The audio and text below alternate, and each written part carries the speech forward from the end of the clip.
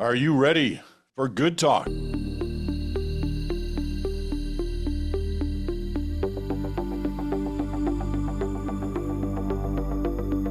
hello there, Peter Mansbridge here, along with Rob Russo and Chantal Hebert. It's your Friday Good Talk. Glad you're with us. Lots to talk about, as always.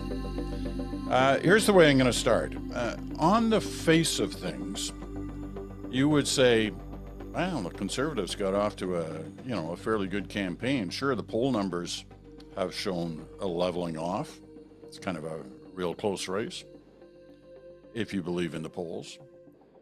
But if you look at the crowds, almost since day one, the Conservatives are packing them in for Pierre Poilievre. He's getting huge crowds.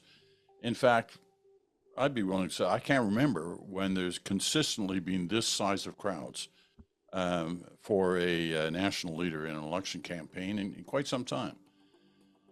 But apparently, in the background, there's a degree of, chaos in terms of what's happening with that campaign. And it kind of broke out into the open, started last week on the Ford Poilievre relationship front.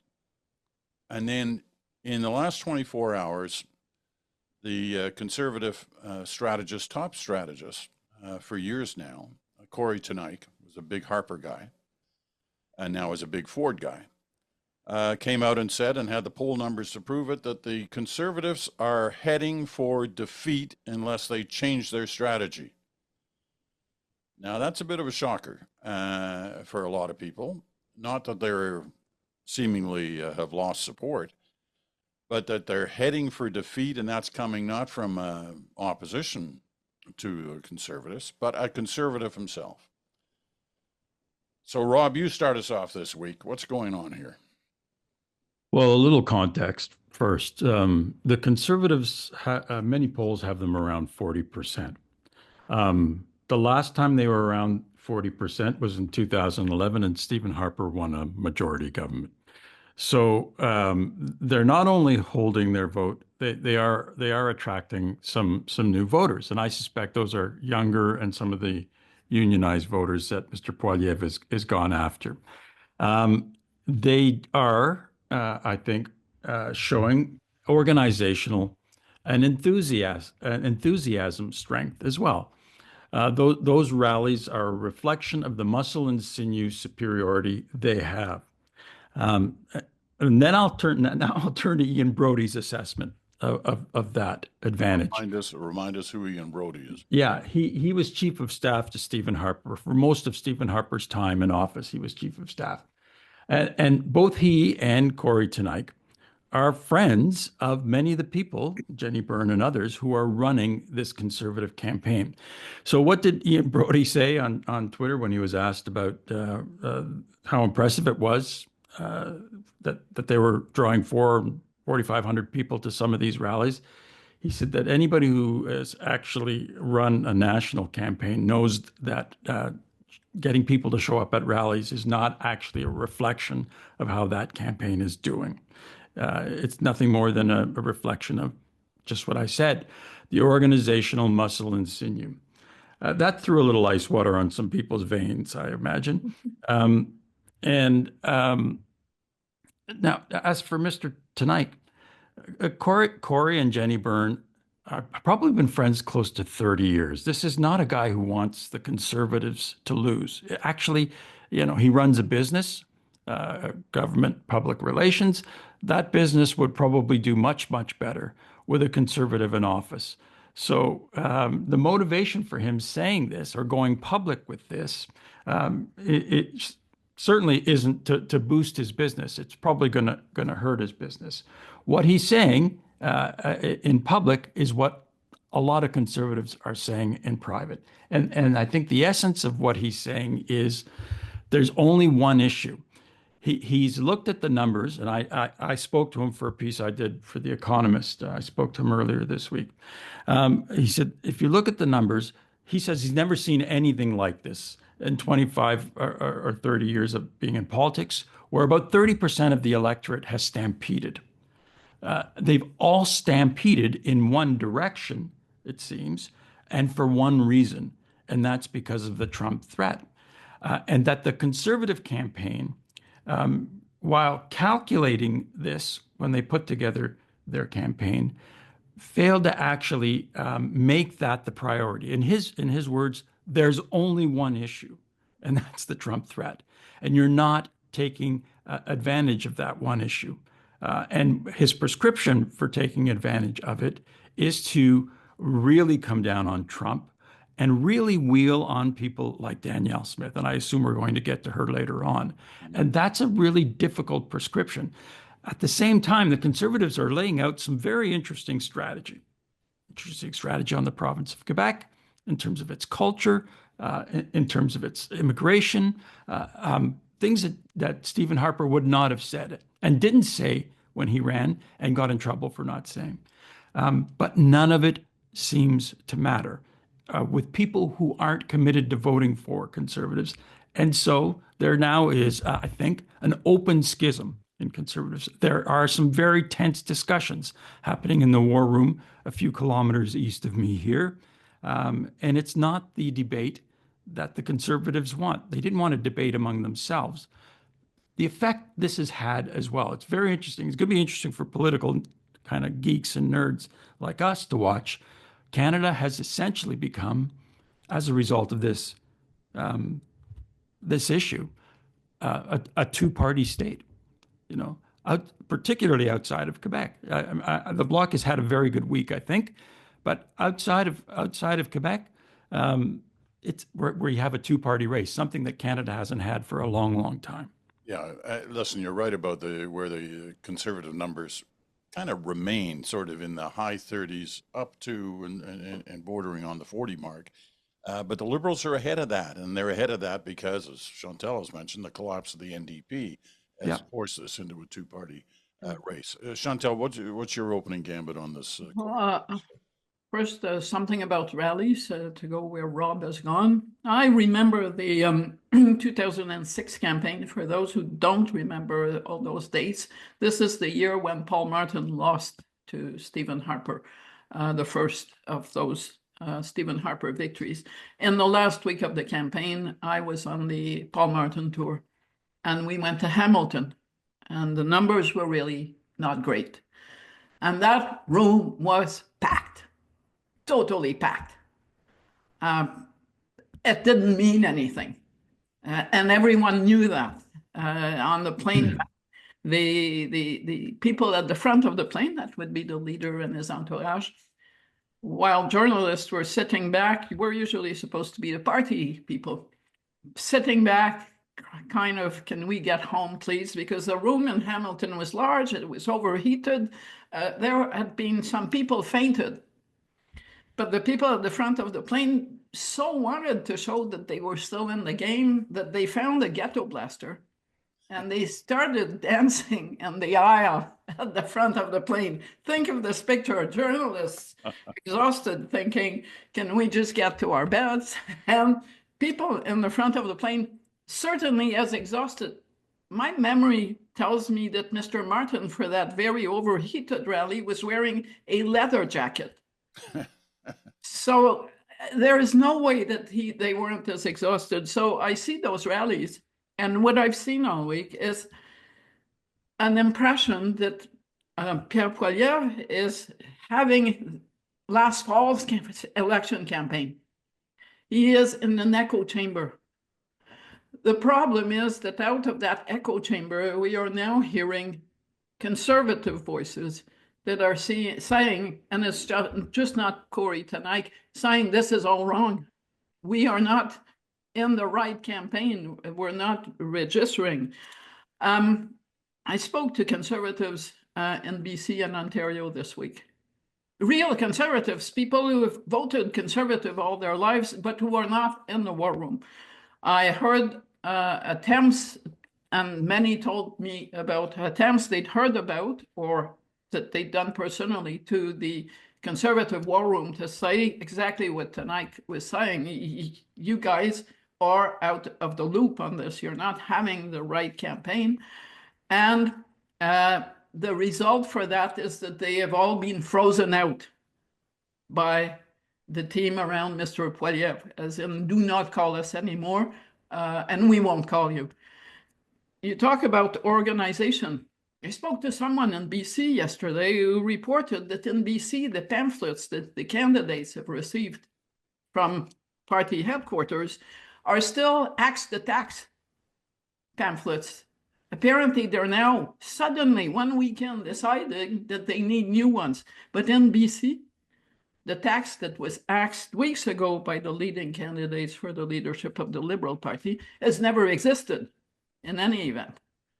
And this is the pile of literature that candidates have been receiving. That does not speak to a campaign that is nimble or quick on its feet. It speaks to a campaign that believes that it can turn back the clock, which I guess was easier to believe for them until the tariff day that allowed Mr. Carney to get back in the suit of a prime minister, which he's not going to be leaving easily because it suits him better than the campaign stuff.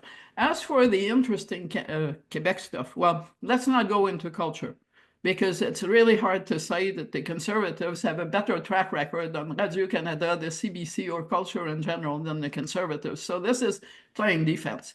It's not going to do anything for the Conservatives in Quebec. They have made some promises that have pleased the Premier on temporary immigration. Mm-hmm. I'm not sure that the Liberals can't match the temporary immigration promises. But in any event, what we have learned over the past elections is that François Legault's pleasure at the A party does not translate into votes, especially now that he's the least popular Premier in the country. To say that the Conservatives are registering in Quebec, forget that.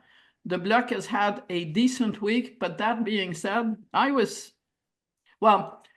the first thing that sounded good for the Bloc this week was Mr. Carney's refusal to participate in the TVA debate, which means that there will be only one French debate. You're going to say, well, only one French debate. We only have one English debate, and that is quite true. And that is why the TVA furor died hours after it started, because outside of TVA, there are not very many medias that are going to say we're going to deprive Francophones of a chance to have more than 50% of the debate time in this election campaign.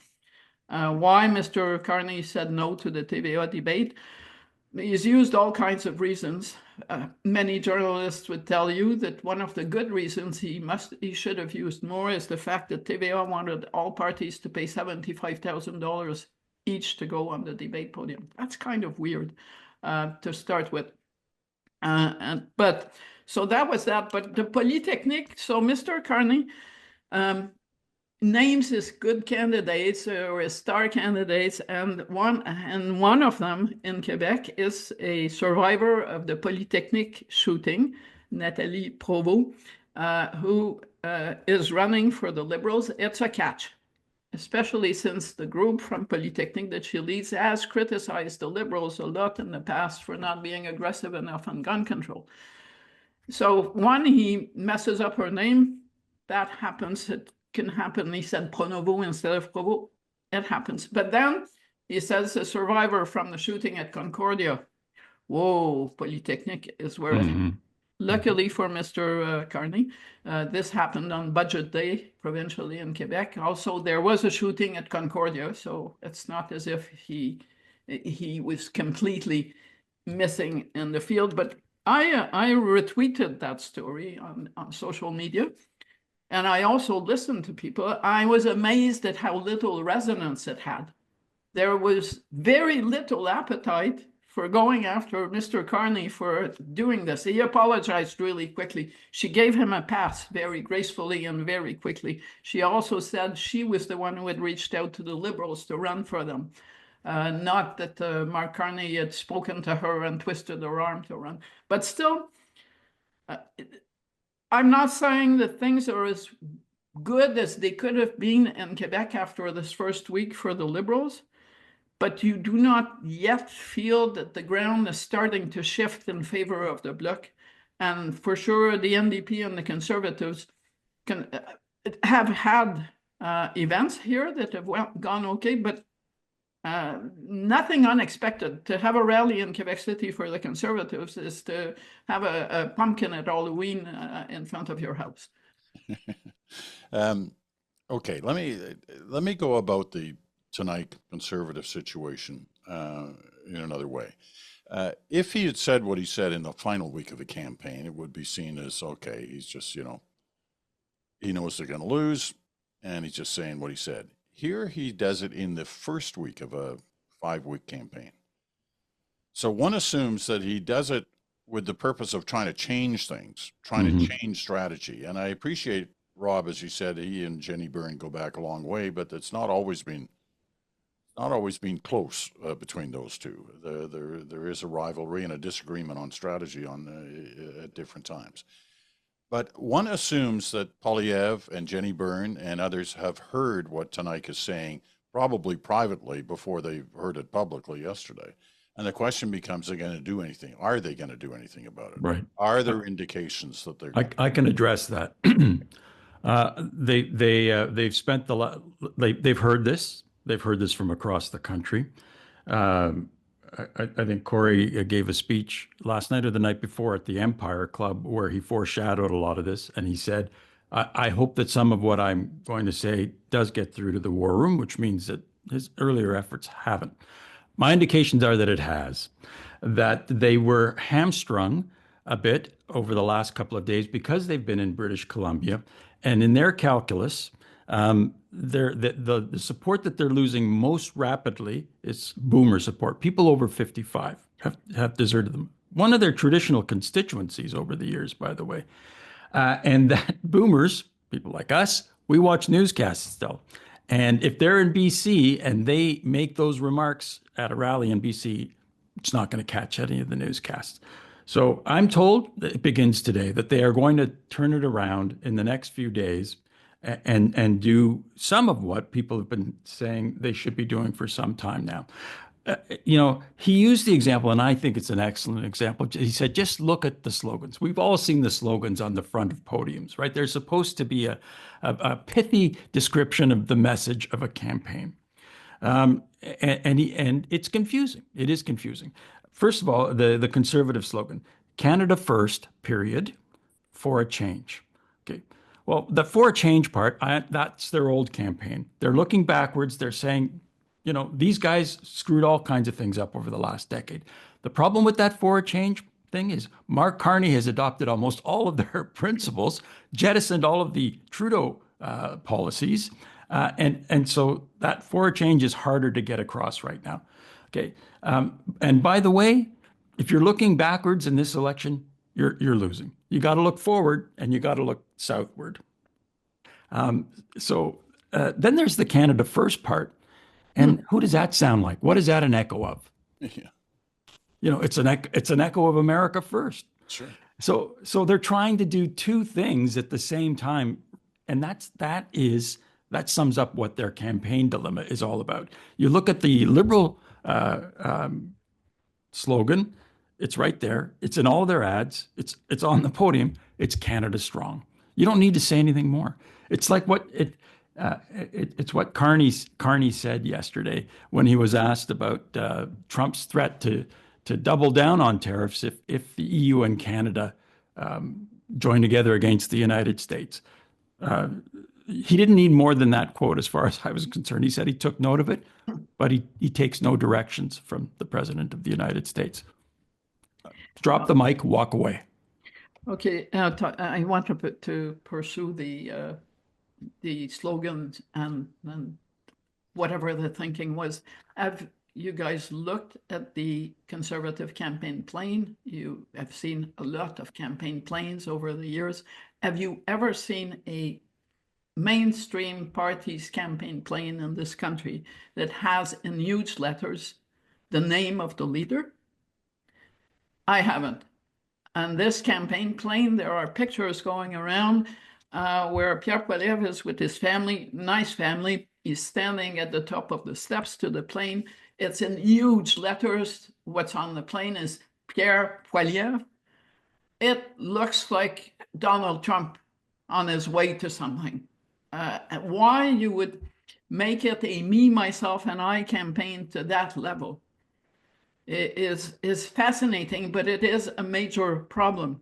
All week we have read in Quebec, in Ontario, in Atlantic Canada, and in BC about nomination processes being bypassed to have or to disqualify candidates or to appoint candidates in every region, but none of those candidates actually stands out as someone that is such a must-have as your future Minister of Foreign Affairs, of Finance, that you can understand why that would happen. It is a duty of a federal leader who aspires to be Prime Minister to assemble the best team possible. So fine, you get a bit of a pass for that, but that is not what has been happening. I told you about those Conservatives I spoke to. Possibly the most troubling thing that I heard from all of them this week is that they and people in their entourage were increasingly convinced that at the end of the day, they would be quiet about it, but they would vote for Mark Carney. I have never seen something like that at the beginning of a campaign. People who have deep roots and associations with one of the two main parties, telling people like me that what's happening in their heads, in their minds, is that they are looking at Mark Carney. And I get the change in tone that Pierre Poilievre wants to have, possibly. We don't know. I mean, we've been talking about a change in tone, a pivot ever since Justin Trudeau quit, and he always goes back to his former lines. It's like it's his comfort zone. But if you looked at the events of yesterday, once Mark Carney goes back into the persona of the Prime Minister, then Pierre Poilievre is no longer on stage next to him. He's he's at the back of the room with the NDP and the Bloc. And look at the coverage. We didn't start off by talking about how TSFAs maybe would be boosted by $5,000, which was supposed to be the day for this on the Conservative campaign. Mr. Poilievre's pictures, notwithstanding the time difference, he was standing in front of a mic. It was early enough to make the newscast, by the way, to talk about the US and to get into the news stories about the tariffs with this big, huge sign about TSFAs. Even the image sends the message that they're talking about something which, by the way, is not of major interest to the majority of voters, while there is a huge crisis that is ongoing. So the Corey comments stemmed from numbers that and polling done by Nick Kouvalis. He's the Conservative pollster for Premier Ford.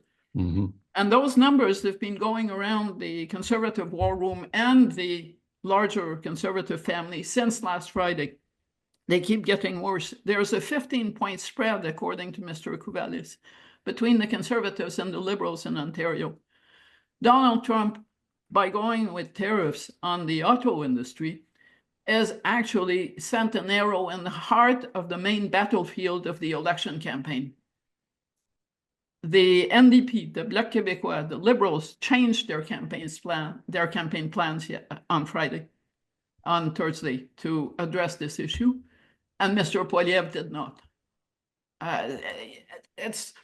I do not believe that this campaign, in the eye of many people who hold the Conservative Party close to their affections, is nimble enough to do what it needs to do, or maybe it waited much too long to do it to get where it wants to get. You know, you can get trapped by a speech that goes over well in the room, and that looks like what he's done. He knows this speech works in a partisan crowd. It's not working outside of that room. At least that seems to be what the numbers are showing. And, you know, I get mail saying, oh, you guys you always focus on Ontario and Quebec. We don't always do that. But let's not kid ourselves. Ontario is the big player in election night. That's where most of the seats are. And these numbers, if it's really a 15-point spread, would show that the Liberals are going to take most of the seats in Ontario. And if you win most of the seats by a considerable margin in Ontario, you're going to win the election. So that's why the stakes are so high in Ontario. But let's move on. Let me just say one thing about the plane. The plane and the speech and the slogans on the podiums look like they were designed 6 months ago. And nobody's changed anything. And now they got to scramble to change. I want to see how long it takes them to change the plane, the paint job on the plane. We'll see what happens, if anything happens on that front. And one irony, Rob talked about the, Canada Strong. The last time the Liberals had the word strong in their campaign slogan was 1972. The land was strong. Yeah. And it turned into a disaster for them because it wasn't strong. And there were all kinds of issues, and they ended up clinging to power with, a 1 or 2 seat majority. That was a Seinfeld election. It really was about nothing. There was no driving theme to that election. They ignored some of the problems that were emerging in Canada, as a matter of fact. Cereal boxes. It was about B&B. It was like it was a crazy election. It was my first one that I was involved with. Anyway, let's take our break, and we'll come back. I want to flip the tables a little bit here and talk for a second about where the Liberals are at. But we'll do that right after this.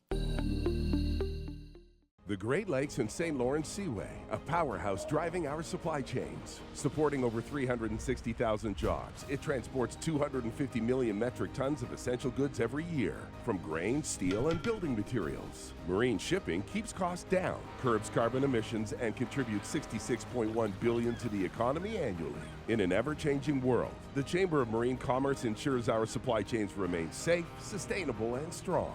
Visit marinedelivers.com to find out more.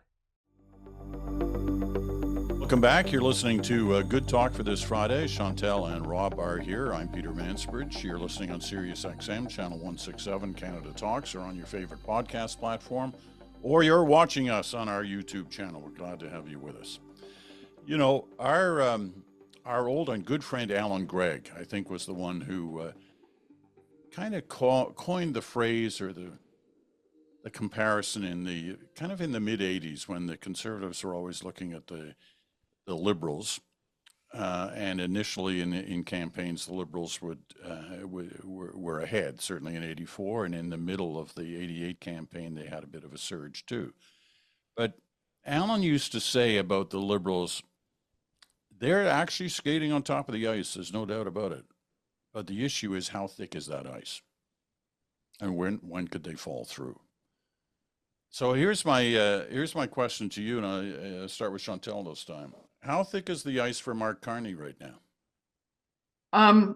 Thicker than it would be in a normal election, and because the dynamics of this election is really different from both 84 and 88. Why do I say that? Because in the rush to support the Liberals that have brought them to the leading position in this campaign, there has not been the Conservative vote, notwithstanding those people I spoke to who are now saying that they would vote Carney. That's the story, is not that the people have run away from Pierre Poilievre and are going to go back to Pierre Poilievre, which is what happened to the Liberals when they peaked early or in the middle of the 88 campaign. They come from the NDP, for the most part, and the Bloc Québécois in Quebec. People say we always talk about Ontario. There's a reason why I've been making calls in BC.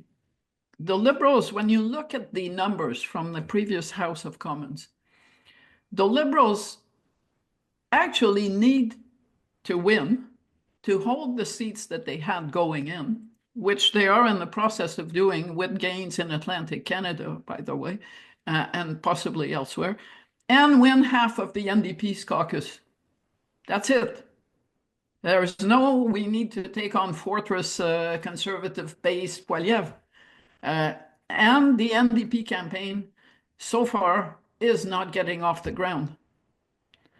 So when you look, for instance, at what has happened in BC this week, the Liberals turned down the candidacy of former Premier Christy Clark, who used to lead the Liberal government in BC, which is a way to say a semi-conservative, because there is no provincial Liberal party in BC. They turned her down in part because they know that Christy Clark, who has fought the NDP provincially all her life, would turn off NDP switchers. And those seats of the NDP that they want, they tend to be in BC. That's where half of Mr. Singh's caucus, including the leader's seat, is located.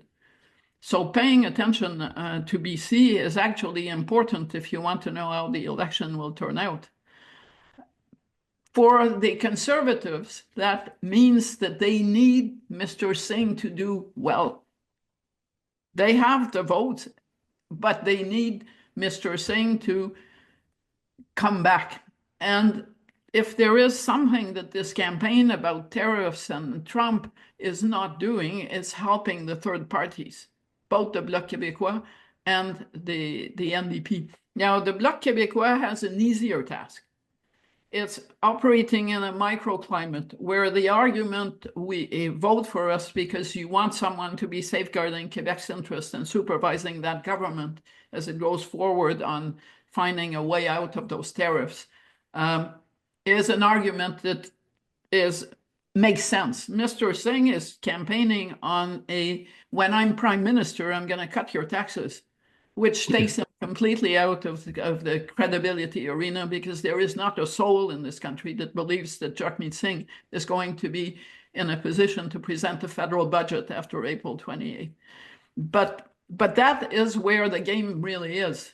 And what makes it also different is that for many NDP voters and Bloc voters in Quebec, Pierre Poilievre is a lot less acceptable than Brian Mulroney used to be to those same voters in 1984 and 1988.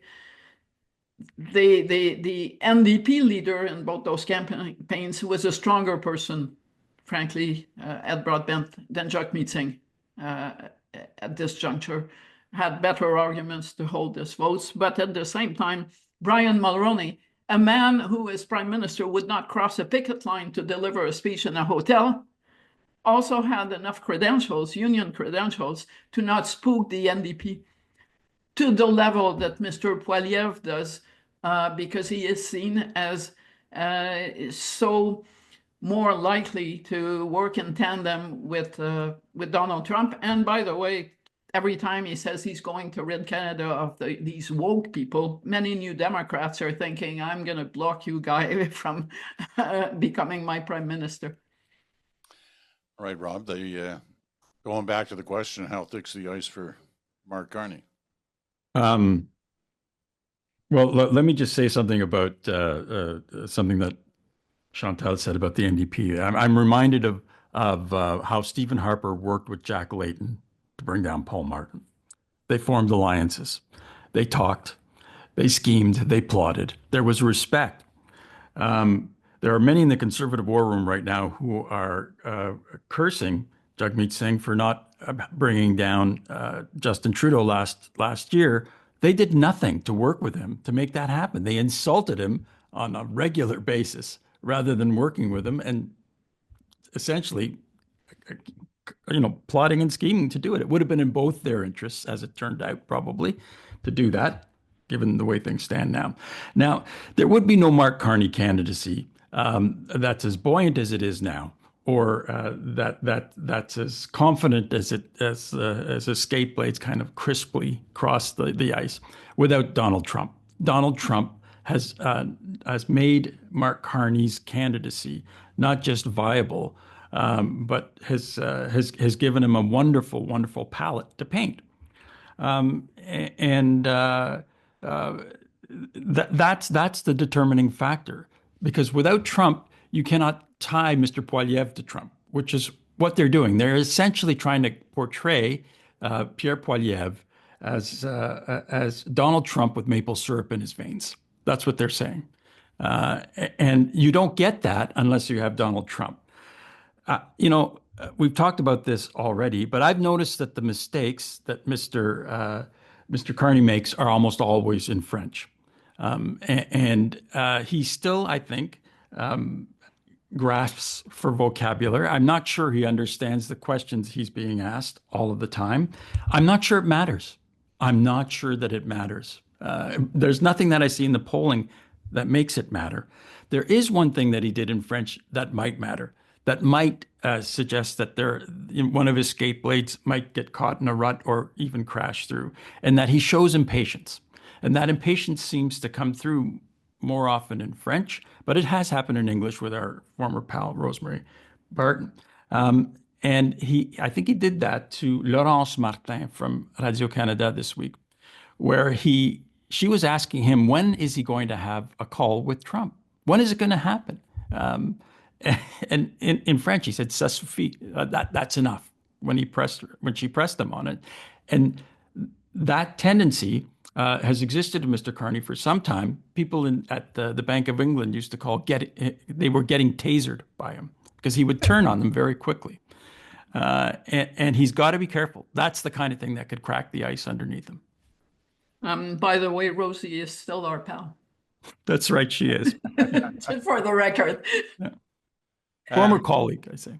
Yeah, yes, I did see that impatience. It flew mostly under the radar because the tariff stuff. And to tell you the truth, not a lot of people care about how journalists are being treated in storms. It's usually a vote getter, not a vote loser. But it seemed to me on Wednesday, when Mr. Carney materialized in front of cameras to say he was putting his campaign on pause to go back home and move forward or not on tariffs and do all the consulting that he should do, that he was very tense. And if this is what I thought to myself, not even a week of campaigning does to you, boy, you're going to need to go on Prozac before you actually do something that will resonate loudly in the way that you respond to questions.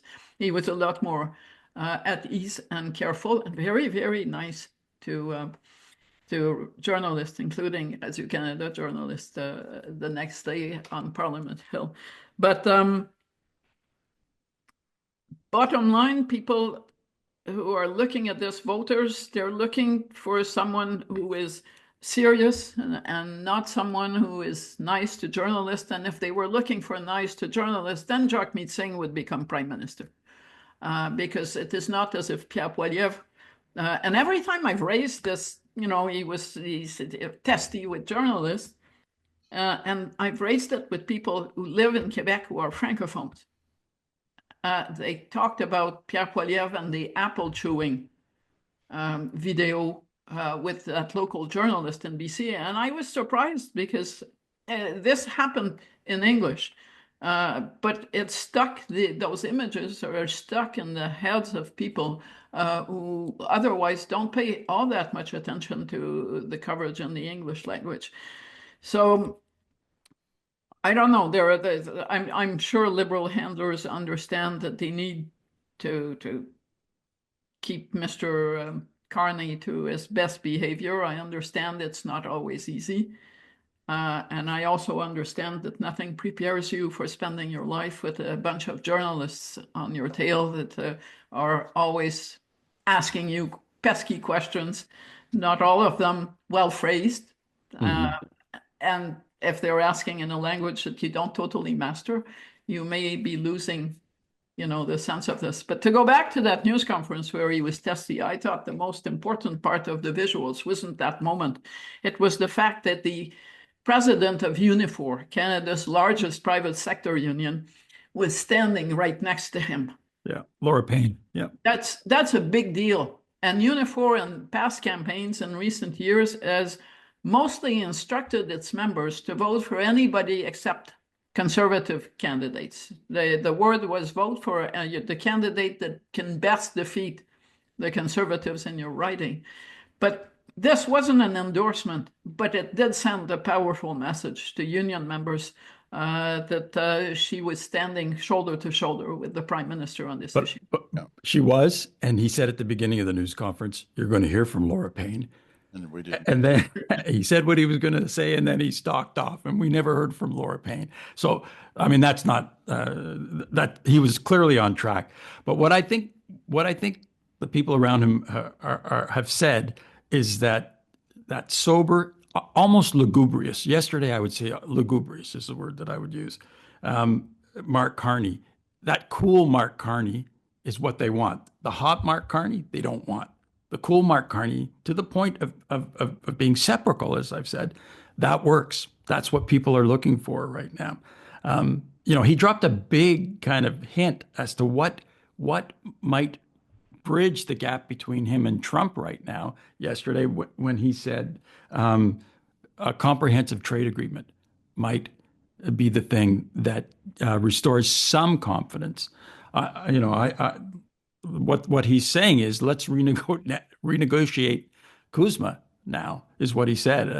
I thought that was a significant hint, something that the people in officialdom have been resisting, because that would be a concession to Trump, and we all know what Trump thinks of negotiated trade agreements. Well, and Trump would have to find another idiot to sign it.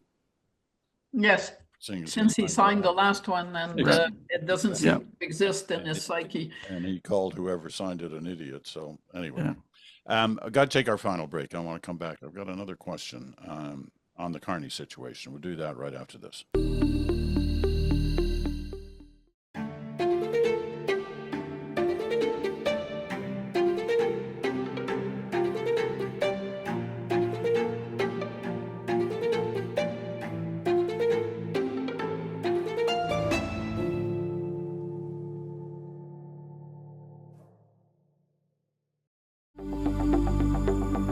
Welcome back. Final segment of Good Talk for this week. Chantal and Rob are here. I'm Peter Mansbridge. Looking forward to this last segment, and I'll tell you why. Because any way you look at the things that Mark Carney says about our relationship with the United States, progressively over the last month, the statements, some would call it rhetoric, but the statements have got tougher and tougher by the day, including this week, that it's a totally new relationship unfolding between Canada and the United States. This isn't just something for the moment, something in response to Donald Trump. It is the overall relationship. And he must be looking at numbers, not just polling numbers. I mean, we saw the numbers from some of the airlines this week. That, travel from Canadians to the U.S. is down 70%, 70. I was talking to the major shareholder of one of those airlines last night, who told me, look, I said, God, you must be losing a ton of money. He says, no, they've shifted to the Caribbean, but they're not going to the States. And we're having to adapt as a result of that. But clearly there is a feeling in the country, this relation, and it goes beyond airlines. It goes to, fruit and vegetables and things we're buying at the store, and the Canada, made in Canada, produced in Canada labels that are everywhere, or produced not in the United States labels. But he's really, unless this is going to be brushed off as campaign rhetoric, this is a real sea change in what's going to be the relationship between our two countries going forward, depending on who wins. And if Danielle Smith is right, who spoke in Florida to a right-wing crowd last night, talking about how there's a bit of Trumpy in Poilievre, and, we're thinking, conservatives are thinking alike with Republicans on some of this stuff. But go back to the Carney remarks. If he wins, which according to the polls, he would if the election was today. It's not today. It's 4 weeks away, so anything could happen. But we're talking about a major difference between the relationship between these two countries, between our two countries. Who wants to deal with that first? Well, it's not just And I think on this, the Liberals and Mr. Carney are being as responsive as they are leading the charge. That is what is happening or in Canadians' minds. Those airline figures speak to that. This is not some debate that's happening in the bubble. It's from the ground up. We don't often have from the ground up election conversations, but this is one of those. I covered Ontario for a long time, and when I was a rookie journalist, I was fortunate enough to be assigned to cover the auto industry in Ontario. And the auto negotiations, the birth of a separate union from the United Auto Workers in the US, the battle for those plants that came to Ontario, not Quebec, not the US, the introduction of just-in-time parts delivery, which basically means that's why those parts move across. It wasn't always like that, move across the border so many times, because it really over time became an integrated market. But what Canadians who have not lived in Ontario or who know downtown Toronto well, but not the rest of Southern Ontario, don't realize is that the Auto Pact is part of the political psychology of Ontario. That back in the days with William Davis and others, an election campaign was often a tour of successful expanding auto plants. Or when the reverse happened, there was a time in Ontario where people who worked in those auto plants would look to see if they had coworkers who drove Japanese cars, because those were seen as a threat to the auto industry in the province. So when Mr. Trump picks that target, as he did this week, he is going after something that is not just economically existential for Ontarians. I think Premier Ford captured that totally when he campaigned. He's going to, it's like in a relationship when your partner destroys the thing that you see as the most symbolic of the strength of your relationship. It's hard to think, yes, aluminum, yes, steel, yes, oil, yes, potash.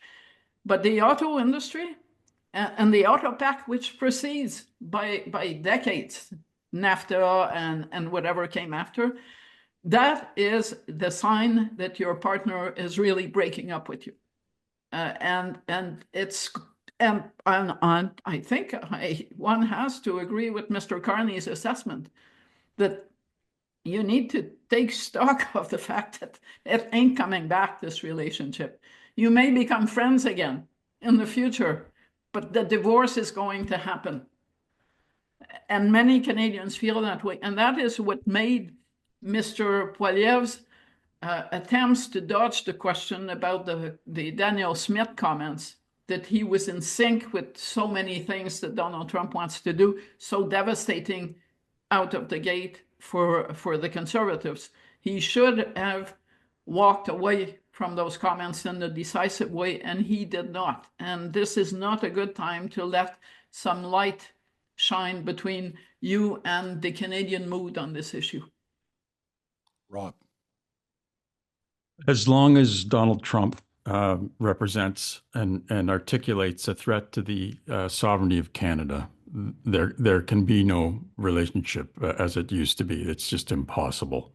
I thought the success of the Liberal campaign this week was right out of the gate and this is something that I think Jerry Butts is particularly good at. He's very good at constructing a narrative arc, a story that unfolds during a campaign. He starts with a string and he puts pearls on it. The first pearl was Sunday, on the day the campaign was launched, where Mark Carney came out and said, the United States wants to break us so they can own us, setting the groundwork for the rest of that sort of pearl necklace. The next day, he was in Gander. And what did he say? We helped the Americans when they were at their lowest point, and this is how they treat us. A reminder of it's not our fault, it's their fault, and we were kind to them. The day after that, we need submarines and icebreakers, not just to defend against the Chinese and the Russians, but to make sure that we can assert our own sovereignty in the North, in the Arctic. So you see that narrative arc that being said, I know he said that he's going to do this. I know he said that he's going to try to do this to the auto industry, but we're not there yet. It'll be interesting to see if he actually does this. It takes years to unravel and untangle what Chantal has just described. Years. You want to build an auto plant? Let's go find some land. You got to find some land someplace close to a labor force. That's going to take 6 months, a year. Then you got to decide what you're going to build there. 6 months to a year. Then you got to train your labor force. You got to build. It's 5 years before you can get an auto plant going. 5 years. Donald Trump is gone by then. In the meantime, if you actually go through with this, yes, you're going to devastate an integrated North American auto industry. Let's see if he actually does that. The people around Trump who really think about tariffs and really think about reindustrialization don't think about it in Canadian terms. They think about it in terms of China more than anything else. And you wonder when those people like Oren Cass and others, and at times, if you listen to the Ontario Premier, Howard Lutnick makes this case as well. This is not really about you guys. It's about the other people. We're going to cut you a break. Well, we'll see. Because it will take years for this to undo, and it will take years for this to show any kind of fruit. And Donald Trump, unless we believe that he's going to ignore the Constitution of the United States and run for a third term, Donald Trump will be long gone before any of the benefits or the harm that this could cause is fully known. If he's going to break the Constitution, he won't run for a third term. He'll just take a third term. Yeah. Anyway, we're out of time, but let me just underline the point that Chantal made about when she used to traipse around Ontario covering Ontario politics and seeing Southwestern Ontario especially. I mean, I live there. I live in Stratford, and I'm telling you, in communities like Stratford, right across Southwestern Ontario, there are people trembling and, men and women awake at night trying to figure out what the hell they're going to do with their families if they lose their jobs because the plant shuts down. I mean, we're talking thousands and thousands of people. Sure, their hope is that this won't happen and he'll change his mind in the days ahead, but he might not. And when you're a family in Southwestern Ontario these days, hope is not a strategy. These next few days will tell us the story, I assume, at least give us a good indication of it. Thanks to Chantal. Thanks to Rob. Another great conversation here on Good Talk. The Buzz is out tomorrow morning, 7 a.m. In your mailbox. You can subscribe at no charge at nationalnewswatch.com/newsletter. I'm Peter Mansbridge. Thanks so much for listening today. Have a great weekend. We'll venture into next week and see what happens then. Coming right up. Take care.